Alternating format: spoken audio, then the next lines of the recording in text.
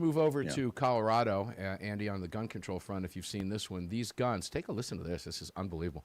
These guns will soon require a permit and training course to be legally purchased in Colorado. Wait till you hear the subheading here. Andy, you want to read the subheading out loud?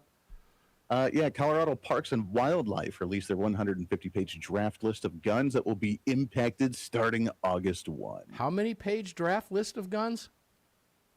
That would be 150-page draft list of guns. A 150-page draft list of guns that will be impacted starting on August 1st. Ladies and gentlemen, if they could make it 151, they're going to.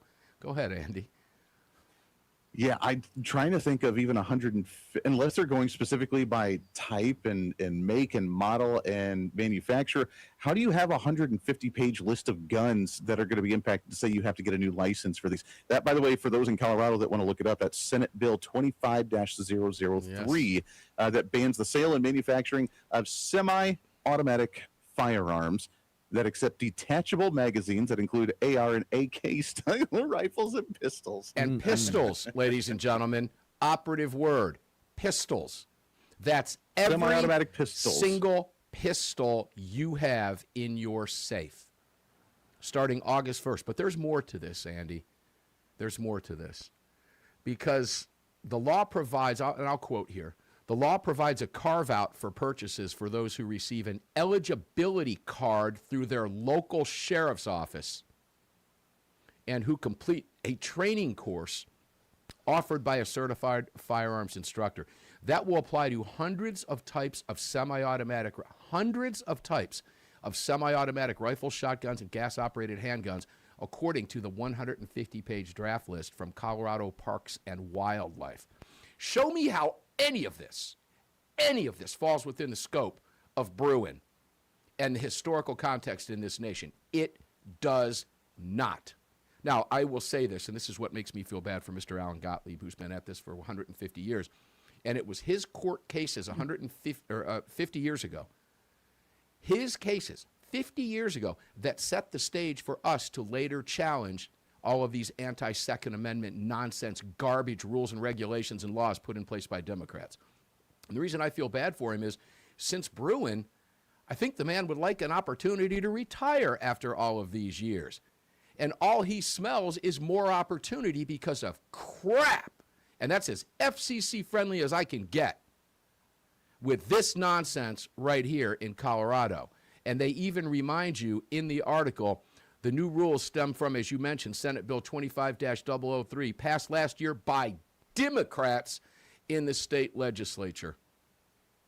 Wake up, ladies and gentlemen. And Armed American Radio listeners are awake. But when we tell you that this fight has moved to the states, this is exactly what we're talking about. Andy, you and I have not talked about this until we Googled gun control live on the air today, did we? Yeah, no, and this is wild. Look, coming from Colorado originally, where I grew up, living in the mountains, this is similar, and I'm sure you've talked about it as well, the new bill in Oregon where they're trying to pass right now for an animal rights thing. I'm sure Pete is behind it, but they're trying to pass on animal rights that would essentially ban all types of hunting and fishing in Oregon. Colorado has a lot of national forests. Colorado has a lot of mountainous areas, obviously. We used to go elk hunting. You used to go black bear hunting. You used to see that, cougar hunting and the mountain lion hunting. I mean, there's a lot of hunting that you can do in the state of Colorado. And this would essentially, if you have to get all these licenses for the firearms, you're essentially not only just killing off the right to keep and bear your arms, but you're also killing off the entire hunting and outdoors industry in the state of Colorado that is very difficult to get hunting license for already. They're wanting to kill two birds with one stone, so to speak, here by this bill. This is insane, and I feel bad for those living in Colorado because that is not the values of Colorado. No, and we're going to go farther. But when I dug a little bit deeper into this Colorado mess, take a listen to this. You're going to have to, ladies and gentlemen, if you live in Colorado, and even if you don't, this is what I'm talking about, ladies and gentlemen. This is the creep that we're referring to. This is what they want for you across the country, even behind the red wall. People will be required to submit an application to Parks and Wildlife's Firearm Safety System application link, which is set to go live on July 20th. Now, that's in, 6 weeks, 7 weeks? The application will then be sent to the person's county sheriff's office, which will ask for a background check and government-issued ID and will also charge a $52 fee that will be sent back to Parks and Wildlife. The sheriff's office will then approve or deny a person for an eligibility card. If approved, that person will need to find a certified firearms instructor, a list of which will be provided by Parks and Wildlife, and enroll in an in-person safety course.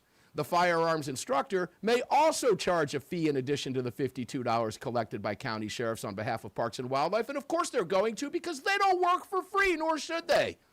Now, get this. You're thinking, I already have a hunting license. Okay, I got one for you. I'm going to kick you right in the shorts. For people who already have a hunting license through Parks and Wildlife, the training will last 4 hours. You already have a hunting license. Your training only lasts 4 hours. Those who don't have a hunting license will be required to take 12 hours of training. The course will cover topics including federal and state firearms laws and de-escalation and crisis intervention tactics. Applicants will be required to take a test at the end of the training and will need to score 90% or better to pass. Their information will be entered into a state database that will also be available to gun dealers. Those who pass will be able to purchase a gun for the next 5 years. Oh, thank you so much. After which point, they will have to redo their training. Parks and Wildlife officials believe the program could see around 25,000 annual applicants. Let me make this very clear, ladies and gentlemen. If you live in Colorado, the hell with them. Do not comply.